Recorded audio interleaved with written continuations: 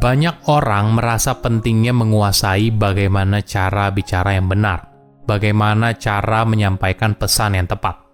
Yaitu benar, namun itu baru separuh. Separuh lagi adalah soal komunikasi nonverbal. Belajar dari sesuatu yang tersirat, sesuatu yang tidak terucap. Dalam sehari-hari, kita semua bergantung pada komunikasi nonverbal. Gak aneh apabila banyak orang justru lebih nyaman bertemu langsung daripada hanya sekedar pembicaraan via telepon. Tanpa melihat ekspresi wajah seseorang, postur dan bahasa tubuhnya, sangat sulit untuk membaca apa yang sedang dia rasakan. Dengan memahami bagaimana komunikasi nonverbal bekerja, maka kamu bisa belajar untuk menunjukkan rasa percaya diri, kehangatan, gairah, dan keahlian hanya dengan beberapa bahasa tubuh yang halus. Jika komunikasi seperti sebuah lukisan, maka kata-kata ibarat sebuah warna utama. Jika kita ingin menyampaikan makna yang lebih dalam, maka kita perlu kumpulan warna yang beragam. Itulah kenapa kita butuh belajar soal komunikasi nonverbal. Seringkali kita fokus pada apa yang terucap, padahal nonverbal justru lebih bermakna daripada apa yang dikatakan.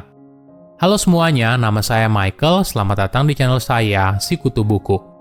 Kali ini saya akan bahas betapa dahsyatnya komunikasi nonverbal dalam menyampaikan sebuah pesan. Dalam komunikasi ada dua bentuk yang utama, verbal dan nonverbal. Komunikasi verbal menggunakan kata untuk menyampaikan sebuah pesan, entah yang disampaikan secara langsung ataupun melalui sebuah tulisan. Sedangkan postur, ekspresi wajah, dan kontak mata merupakan contoh pesan komunikasi nonverbal. Kita menggunakan tanda ini setiap hari, sadar ataupun tidak. Komunikasi nonverbal juga mengambil peran yang cukup besar ketika kita menampilkan diri kita di depan orang lain.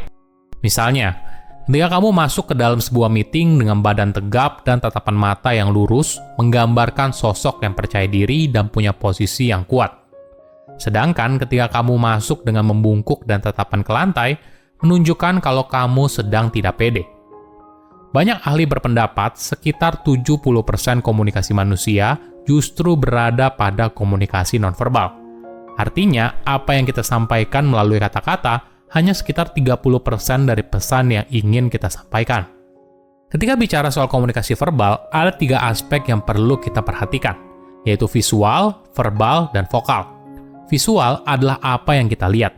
Verbal adalah kata yang kita gunakan, dan vokal adalah bagaimana kita mengucapkannya. Bagaimana dengan komunikasi nonverbal? Ada 2 aspek yang besar. Pertama adalah persepsi. Perilaku nonverbal apa yang harus kita perhatikan untuk memaknai apa yang orang lain katakan atau dalam situasi tertentu. Kedua adalah ekspresi. Perilaku apa yang kita bisa gunakan sebagai alat untuk menyampaikan sesuatu. Jadi nonverbal memberikan warna dalam komunikasi. Ada yang bisa kita kontrol, tapi ada juga yang tidak kamu sadari seperti pembawaan dan bahasa tubuhmu ketika menyampaikan sebuah pesan.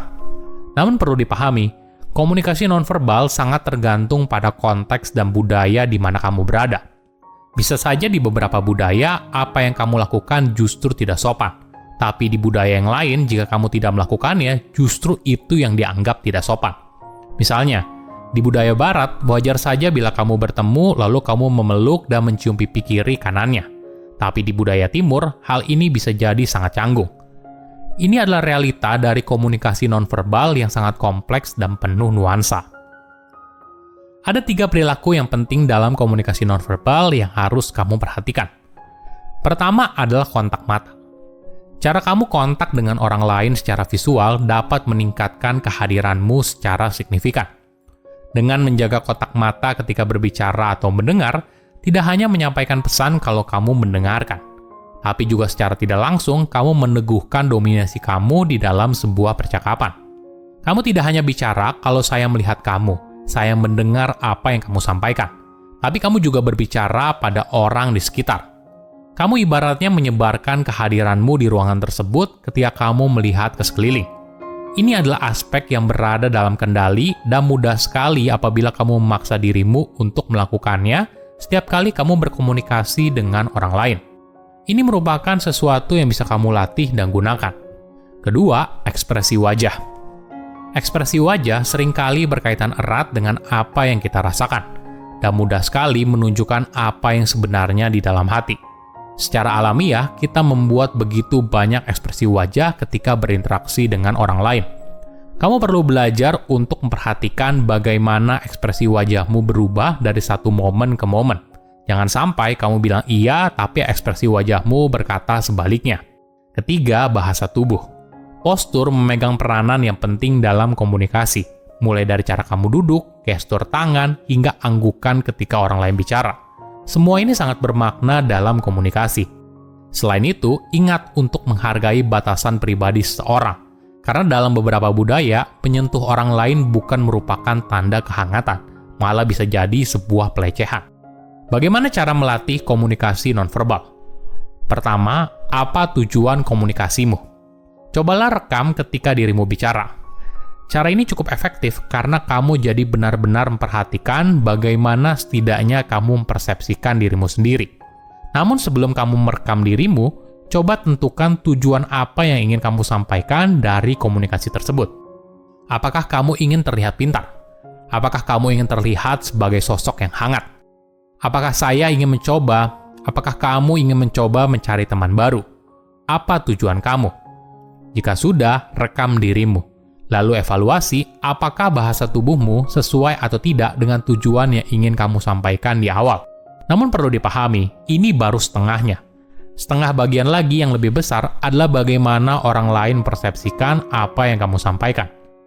Kadang kita merasa kalau bahasa tubuh kita menunjukkan kalau kita adalah orang yang hangat, tapi lawan bicara justru merasa sebaliknya. Misalnya kamu berkali-kali tersenyum, padahal kamu orangnya sangat serius. Perbedaan ini kita pikir bisa membuat orang lain merasa kita adalah orang yang hangat. Tapi sebaliknya, mereka justru merasa senyum kita nggak tulus. Kedua, latihan terus-menerus. Tujuannya bukan untuk menjadi orang yang berbeda. Walaupun kamu ingin terlihat ramah, tapi pada dasarnya kamu tidak ramah, berusaha memaksakan diri untuk terlihat ramah justru kontraproduktif. Cara yang lebih baik adalah coba ingat-ingat lagi. Kapan kamu menjadi orang yang ramah? Momen apa yang membuatmu menjadi orang yang ramah? Jika sudah, apa yang membuatmu nyaman melakukannya? Lalu gunakan pengalaman tersebut untuk latihan terus-menerus karena itu merupakan momen yang nyaman buat kamu. Latihlah dirimu terus-menerus hingga ini menjadi sebuah kebiasaan yang otomatis. Ketiga, minta umpan balik. Komunikasi itu sifatnya dua arah, dan setiap orang bisa punya pandangan dan persepsi yang berbeda tentang satu hal. Jadi, penting untuk minta umpan balik supaya kamu bisa terus menjadi lebih baik, apalagi jika bicara soal komunikasi nonverbal yang seringkali kita lakukan tanpa kita sadari. Silahkan komen di kolom komentar pelajaran apa yang kalian dapat ketika tahu informasi ini. Selain itu, komen juga mau tahu informasi apa lagi yang saya review di video berikutnya.